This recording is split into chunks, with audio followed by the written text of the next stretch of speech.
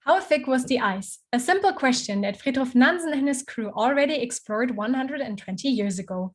So maybe a bit outdated for such a high-tech expedition like MOSAiC?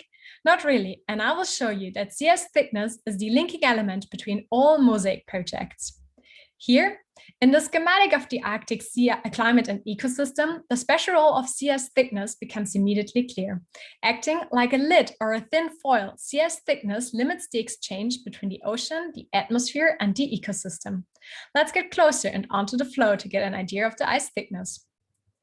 This sequence of images from MOSAiC shows that the sea ice thickness is not uniform in space nor in time, but changes continuously due to thermodynamics, so freezing and melting, and dynamics.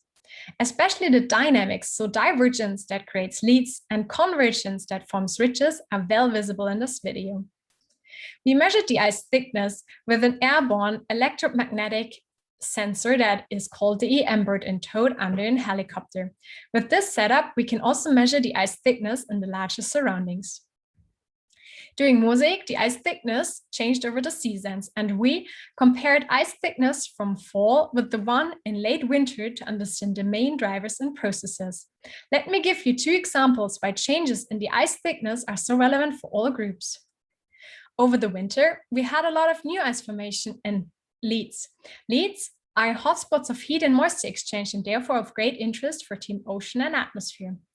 Also, the occurrence and height of ridges increased.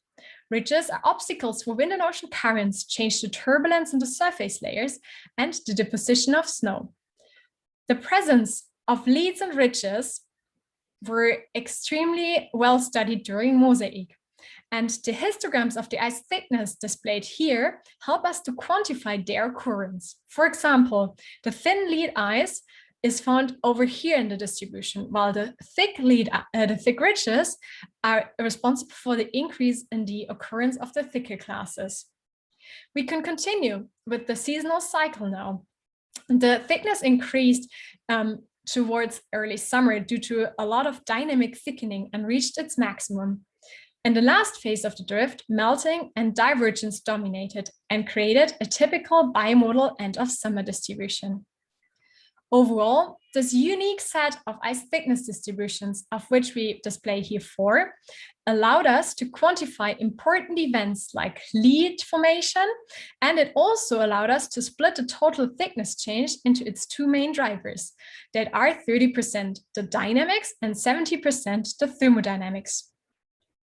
Those information are extremely valuable for all MOSAiC teams because they will guide the interpretation and the upscaling of many other key MOSAiC time series